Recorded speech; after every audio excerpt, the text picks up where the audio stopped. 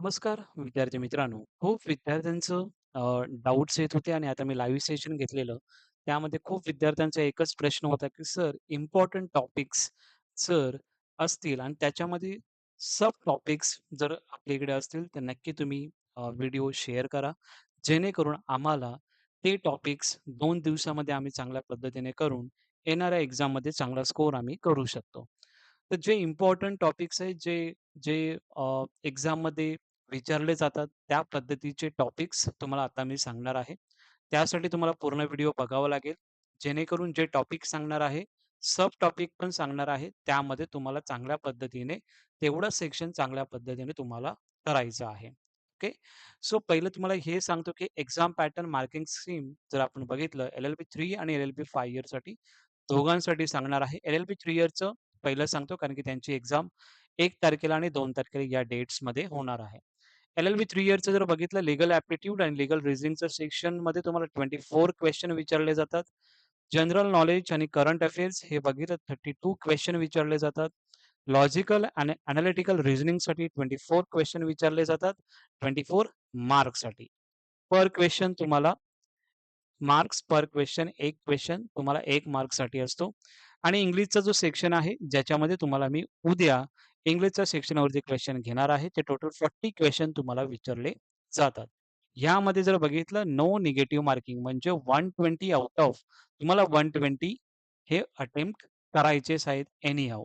Exam तुमची online असणार आहे.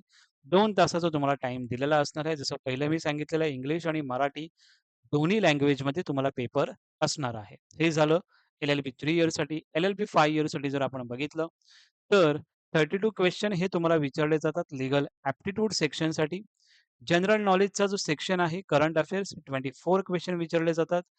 लॉजिकल आणि एनालिटिकल रिझनिंगमध्ये 32 क्वेशन विचारले जातात. इंग्लिशमध्ये जर बघितलं तर 24 क्वेशन आणि एल-एल-बी 5 इयर्स स्टुडंटसाठी बेसिक मॅथेमॅटिक्स जे आहे, ते क्वेशन यामध्ये ॲड आहेत. मॅथेमॅटिक्सचे क्वेशन हे एल-एल-बी 3 इयर्ससाठी नाही आहे. यामध्ये पण टोटल 120 क्वेशन आहेत आणि टोटल 120 क्वेशन आउट ऑफ 120 तुम्हाला अटेम्प्ट करायचे आहेत. त्यामध्ये रिझन देऊ नका, की सर टाईम नाही पुरला आणि या सर्व गोष्टी देऊ नका. 120 अटेम्प्ट हे तुम्हाला करणं गरजेचं आहे, जर तुम्हाला टॉप कॉलेजेस पाहिजे असतील तर.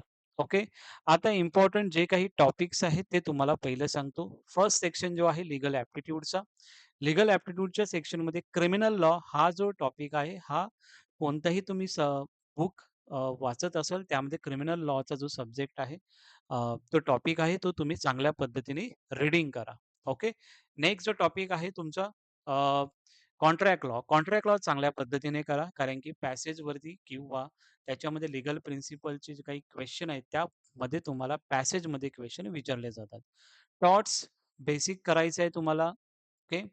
लीगल टर्म्स आता लीगल टर्म्स हे तुम्हाला डाउट असेल तर त्याच्यामध्ये चांगल्या पद्धतीने तुम्हाला करायचं आहे. लीगल मॅक्सिम कोणत्या आहेत? तर फॉर एक्झाम्पल रेस जुडिकेटा आहे, मेन्स रिया आहे, रेशो डिसिडेंडी आहे. हे जे महत्त्वाच्या जे लीगल मॅक्सिम्स आहेत ते तुम्हाला एक्झाममध्ये विचारले जातात. यू-पी-आय, जो-यू-एस जो आहे म्हणजे तुम्हाला यामध्ये इम्पोर्टंट टॉपिक्स आणि सब सेक्शनमध्ये तुम्हाला जे इम्पोर्टंट आहे ते तुम्हाला यामध्ये देत आहे. तुम्हाला आता एवढंच करायचं आहे. लीगल जनरल नॉलेज जर आपण बघितलं, तर त्यामध्ये तुम्हाला कमिशन्सवरती काही क्वेशन विचारले जातात जी-केमध्ये. अ, त्यानंतर ॲक्ट्सवरती क्वेशन विचारले जातात आणि हिस्टॉरिकल लीगल इव्हेंट्स यावरती क्वेशन विचारले जातात. हा जनरल नॉलेजचा सेक्शन नाही बोलत आहे मी. लीगल जनरल नॉलेजच्या पॅसेजवरती क्वेशन वगैरे हे विचारले जात असतात. ॲक्ट्स जर आता डाउट्स असेल विद्यार्थ्यांना ॲक्ट्समध्ये कोणते? तर नॉर्मली इंडस्ट्रियल डिस्प्यूट्स ॲक्ट असेल 1947 जसं की इंडियन पार्टनरशिप ॲक्ट 1932 आहे. अशा पद्धतीचे जे ॲक्ट्सवरती क्वेशन हे तुम्हाला पॅसेज वाईजमध्ये कधी-कधी वन लाइनरमध्ये तुम्हाला एक क्वेशन विचारले जातात लीगल ॲप्टिट्यूड सेक्शनमध्ये. एवढंच तुम्हाला आता करायचं आहे. नेक्स्ट जो सेक्शन आहे लीगल ॲप्टिट्यूडमध्ये जर आपण बघितलं ते इंडियन कॉन्स्टिट्यूशन म्हणजेच जी-केचा सेक्शन जो आपण याच्यामध्ये बघत असतो, तर इंडियन कॉन्स्टिट्यूशन यामध्ये बेसिकमध्ये पण तुम्हाला कोणत्या टॉपिकवर जास्त भर द्यायचा आहे? प्रिएम्बल आलं, फंडामेंटल राइट्स आलं, डी-पी-एस-पी आलं, पार्लमेंट आलं, एमर्जन्सी आलं.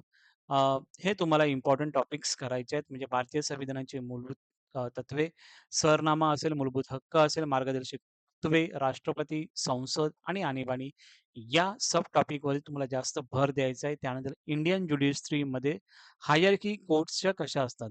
पहिलं सबऑर्डिनेट कोर्ट असतं का? त्यानंतर हायकोर्ट असतं, की नंतर सुप्रीम कोर्ट असतं. त्या हायरार्की तुम्हाला महत्त्वाच्या आहेत. त्यानंतर सुप्रीम कोर्टवरती क्वेशन विचारलं जातं, हायकोर्टवरती क्वेशन विचारलं जातं. ओके. सो या पद्धतीचं तुम्हाला इंडियन ज्युडिशरीचं यामध्ये तुम्हाला क्वेशन येणार आहेत. त्यानंतर important legal personality and awards म्हणजे जे इम्पोर्टंट पर्सनॅलिटी आहेत त्यांना जर अवॉर्ड्स भेटले असतील, तर ते तुम्हाला करणं गरजेचं आहे. कारण की अवॉर्डचा जो सेक्शन आहे हा तुम्हाला लीगल ॲप्टिट्यूडचं तर ठीक आहे, पण आपल्याला करंट अफेअरमध्ये तुम्हाला खूप महत्त्वाचा क्वेशन यामध्ये विचारले जातात. त्यानंतर लीगलचं जर आपण करंट अफेअर्समध्ये जर बघितलं तर रिसेंटचे जे काही जजमेंट्स आहेत, आता कोणता न्यू लॉज आला असेल का? अमेंडमेंट झालेला आहे का? जसं जी-एस-टीवरती अमेंडमेंट झालेलं आहे. ओके, जी-एस-टीवरती 1 एप्रिल 2025 पासून नवीन जी-एस-टी रूल्स हे येणार आहेत. Okay.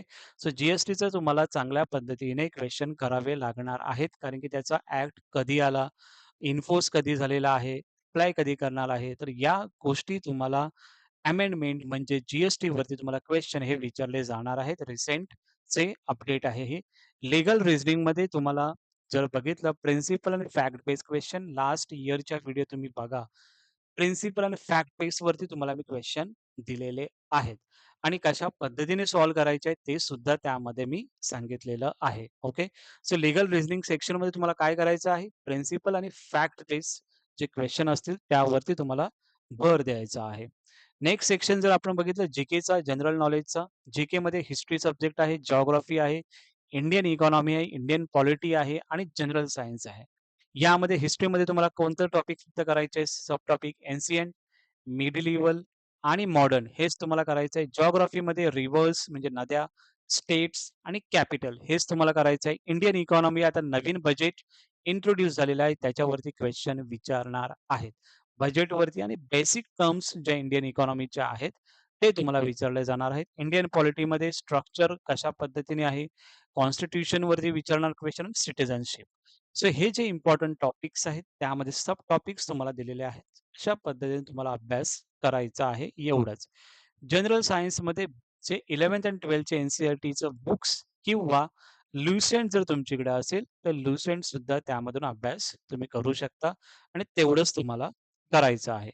Next environmental issues. Environmental जे काही असेल ते तुम्हाला एन्व्हायर्नमेंटलसाठी करायचं आहे. करंट अफेअर्स आता तुम्ही लास्ट 1 इयरचं केलं असेल तर खूप चांगलं आहे. नाही तर लास्ट 6 मंथचं तुम्ही करंट अफेअर करण्याचा प्रयत्न नक्कीच करा. ओके. करंट अफेअर म्हणजे सब टॉपिक्समध्ये तुम्हाला काय करायचं आहे, तर इंटरनॅशनल रिलेशनमध्ये जर आपण बघितलं, तर United Nations, World Trade Organization, World Health Organization आणि करंट इव्हेंट्स म्हणजे आता कुठे वॉर वगैरे चालू आहे. ओके. सो त्या पद्धतीचे तुम्हाला क्वेशन करणं गरजेचं आहे आणि मेन सब टॉपिक्स तुम्हाला यामध्ये दिलेले आहेत मी. करंट अफेअर्समध्ये अवॉर्ड्स आणि ऑनर्स यावरती तुम्हाला इम्पोर्टंट क्वेशन विचारले जातात. जसं की ज्ञानदीप अवॉर्ड असेल. ओके. सो जे इम्पोर्टन्स आहे ते तुम्हाला यामध्ये करणं गरजेचं आहे. म्हणजेच तुम्हाला करंट अफेअरचं सेक्शन ओपन केलं तर अवॉर्ड्सवरती तुम्हाला फोकस करायचं आहे. ऑनर्स कुणाला चांगले अवॉर्ड्स भेटलेले असतील त्यामध्ये तुम्हाला करायचे आहे. स्पोर्ट्सचं सेक्शन ओपन केलं करंट अफेअरचं तर ऑलिम्पिक्स, क्रिकेट आणि नॅशनल गेम्स यावरती जास्त भर तुम्हाला द्यायचा आहे. क्रिकेटमध्ये आता नवीनच आता वर्ल्ड कप आता जिंकलेला T20 वर्ल्ड कप त्यावरती सुद्धा क्वेशन येण्याचे चान्सेस आहेत. ऑलिम्पिक्स, नॅशनल गेम्स यावरती तुम्हाला लक्ष द्यायचं आहे, तेवढंच तुम्हाला करायचं आहे. रिसेंटचं नॅशनल आणि इंटरनॅशनल इव्हेंट्स जर असतील, तर 1 इयर लिहिलंय, पण 6 मंथचं तुम्ही करा. ओके. त्यावरती कारण की 2 दिवसामध्ये तुम्ही काय करू शकणार आहात? आणि ज्या विद्यार्थ्यांनी केलं असेल, तर 1 इयरचं त्यांना करायचं आहे. ज्या विद्यार्थ्यांनी आत्ताच अभ्यासाला सुरुवात केली असेल, तर एवढं तरी तुम्ही करण्याचा प्रयत्न करा. आणि जे विद्यार्थ्यांनी अगोदरच अभ्यास चालू केला असेल, त्यांनी या सर्व गोष्टी केल्यास असतील, नसेल तर तुम्ही करू शकता. लॉजिकल अँड एनालिटिकल रिझनिंगमध्ये मी तुम्हाला टॉपिक देत आहे. ते महत्त्वाचे फिगर बेस्ड क्वेशन त्यावरती क्वेशन विचारले जातात. सायलोलिझम, स्टेटमेंट कन्क्लुजन, अझम्पशन, पझलवरती तुम्हाला क्वेशन विचारले जातात. कॅलेंडर अँड क्लॉकवरती विचारले जातात. कॉज अँड इफेक्टवरती विचारले जातात. Coding, decoding, odd one out, blood relation very important topic. Number series, alphabet आणि लेटरवरती सुद्धा विचारले जातात. Order, missing number, Venn diagram आणि डेटा सफिशियन्सी हे जे इम्पोर्टंट टॉपिक्स आहेत, यावरती तुम्हाला जास्त भर द्यायचं आहे. नेक्स्ट जर टॉपिक आपण बघितलं इंग्लिशच्या सेक्शनमध्ये, तर इंग्लिशमध्ये वर्डचं मीनिंग तुम्हाला विचारलं जातात. व्होकॅब्युलरीमध्ये खूप विद्यार्थ्यांचा प्रश्न असतो, काय करणं महत्त्वाचं आहे? ते सिनॉनिम्स, अँटोनिम्स आणि वन वर्ड सबस्टिट्यूशन हे तुम्ही आता करणं गरजेचं आहे. नेक्स्ट ॲक्टिव्ह, पॅसिव्ह हे करणं गरजेचं आहे. जर रेडमध्ये केलेलं ते महत्त्वाचं आहे, त्यावरती जास्त लक्ष द्या. Idiom and phrases very important. Fill in the blanks, spotting the errors हे सुद्धा इम्पोर्टंट आहे. Replace the words, reading comprehension very important. 4 to 5 passage तुम्हाला यावरती विचारले जाणार आहेत. आणि इंग्लिशचा जो सेक्शन असेल उद्या, तो आपण याच्यावरती जास्तीत जास्त भर देणार आहोत. कारण की 4 टू 5 पॅसेज यावरती क्वेशन विचारलेले जातात.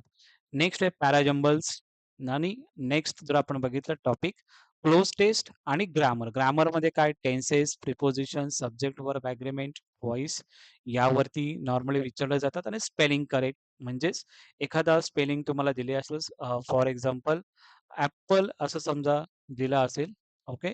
तर ॲपलमध्ये ॲपल्स असं टाकलं असेल, तर त्याच्यामध्ये करेक्ट स्पेलिंग तुम्हाला ओळखायची आहे. सो अशा पद्धतीने इम्पोर्टंट क्वेश्चन हे तुम्हाला विचारले जाणार आहे. जे रेड अलर्ट केलेलं आहे, ते इम्पोर्टंट आहे. ते करण्याचा प्रयत्न करा जास्तीत जास्त. नेक्स्ट जर आपण बघितलं मॅथेमॅटिक्स हा फक्त टॉपिक्स कोणाला आहे? LLB 5 year स्टुडंटला. तर त्या विद्यार्थ्यांनीच फक्त करायचे आहे हे टॉपिक्स. बाकी एल-एल-बी 3 इयर स्टुडंटनी करायची गरज नाही आहे, कारण की हे क्वेशन विचारले जात नाही. ओके. सो कॅल्क्युलेशन आहे, प्रॉफिट अँड लॉस आहे, पर्सेंटेज आहे, सिंपल कंपाउंड इंटरेस्ट आहे, indices, numbers, ratio and proportion, average, time and work आणि next question time, speed and distance आणि mensuration area perimeter. So data इंटरप्रिटेशनचे पण बार ग्राफ किंवा pie chart टेबलवरती तुम्हाला क्वेश्चन हे विचारले जातात. कधी-कधी हे क्वेश्चन इम्पोर्टंट आहेत मॅथेमॅटिक्ससाठी. बाकी तुम्हाला सेक्शन मी सांगितलं ते सेक्शन करणं इट इस व्हेरी इम्पोर्टंट. एवढं जरी केलं तरी चांगला स्कोर तुम्हाला येणाऱ्या एक्झाममध्ये येणार आहे. ओके. सो आय होप खूप विद्यार्थ्यांचे डाउट्स होते, प्रश्न होते, की सर एखादा व्हिडिओ बनवायचे मोस्ट इम्पोर्टंट टॉपिक्स असतील, ते आम्हाला द्या. त्यासाठी हा व्हिडिओ दिलेला आहे. आता हा व्हिडिओ जास्तीत जास्त विद्यार्थ्यांपर्यंत शेअर करा, जेणेकरून त्या विद्यार्थ्यांना हेल्प होईल या टॉपिक्स वाईज अभ्यासाची आणि नक्की एक्झाममध्ये तुम्हाला हेल्प नक्की होईल.